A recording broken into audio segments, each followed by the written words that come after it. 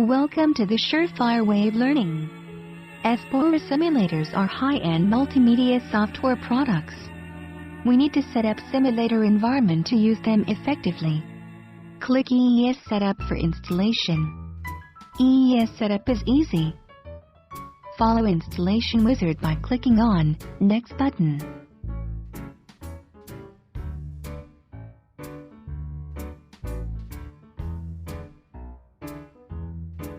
As a part of environment setup, we need third-party tools like DivX Codec and QuickTime Player.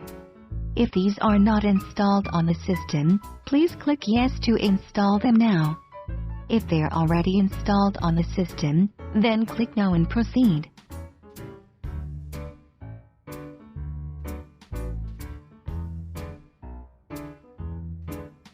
Espoir products are highly interactive and hence uses all multimedia resources of your system.